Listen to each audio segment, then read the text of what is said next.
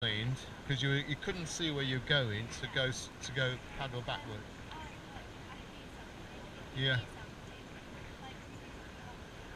the splash of the water. Yeah, yeah. All right. So you're listening to the sound of the splashing of the water. Did you feel anything with the paddle itself?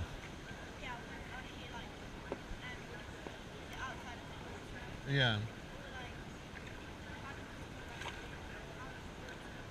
Right. Okay. Could you feel if you weren't going in a straight line? How did you know you were going in a straight line? Yeah. Yeah, you felt it in the paddle itself, whether or not the, and also did you feel that in the boat itself whether or not it was turning? Right, good. So it shows in many ways that there's the purpose of the feel thing is that there's a natural instinct um, about you feeling the boat, feeling the paddle, also feeling your body as well when you and using the brain in a sense of working it out. So I would say at the moment you've got, it's maybe because young people tend to, if they've got an instinct for it, tend to pick it up very quickly when they're young and that. So um, that's one advantage really going well for you at the moment. I mean, have you done much paddling before when you were in home? Yeah, that's yes.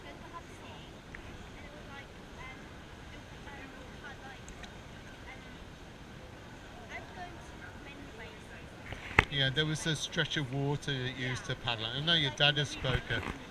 Yeah, yeah, yeah. Which you would have to do,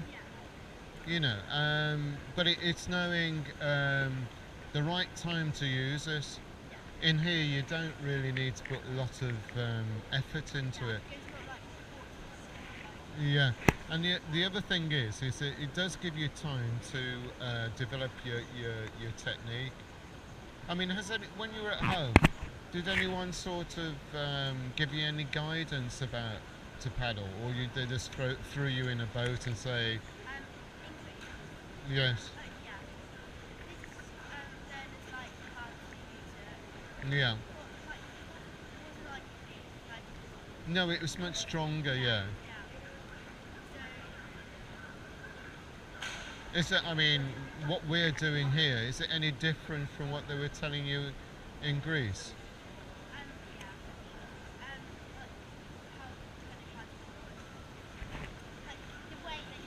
Yeah.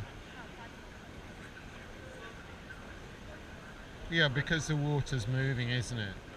And it is different on moving water than in here. And what about the things I'm trying to show you? Is it different in Greece than here? So how is it different? Yeah, yeah, yeah, yeah. You certainly got that from your previous experience of that the natural instinct, which you can tell the way you're sitting in the boat and moving it. Okay, nearly finished actually. Might be an idea to try that another time. Okay, so I'll tell you what, we'll finish it off because um, we sort of concluded it really.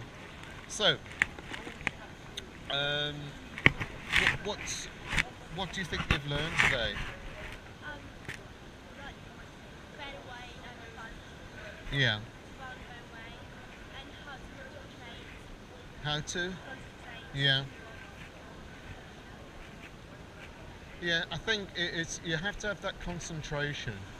Um, I mean, you've got great confidence in a boat, but the concentration help in a way makes you think a bit more about you might say to develop in a way and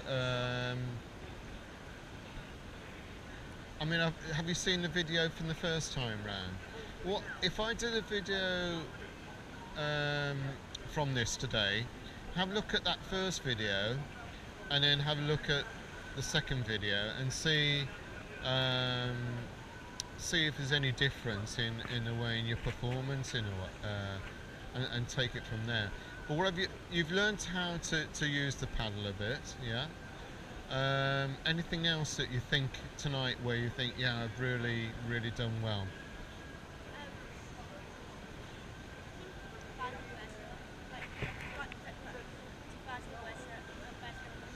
Yeah. And don't forget, it's about remembering these key points about where to make a shorter paddle stroke. And that. I mean, as I said, your balance is really nice. But the main thing I think is remembering also about your right side is more stronger than the left side. And I think instinctively you're taking, as Tim said, less pressure on the right foot than you are, and less pressure on the right paddle, and to actually make sure it you're not you're not turning about this way. The other thing with the left side is your right side is quite upright, isn't it? But it's just making sure the other side is there, which is the same really. So if we look at that for next week as a goal of making it an improvement of more onto the left side, that sort of straight movement there. Okay, but have a look at the first video and then have a look at today, because it's always good to look at, oh, this is where I've started and this is where I am now. And you're also using that back paddle as well, aren't you, to move around boats as well, and also reversing. Okay, thank you.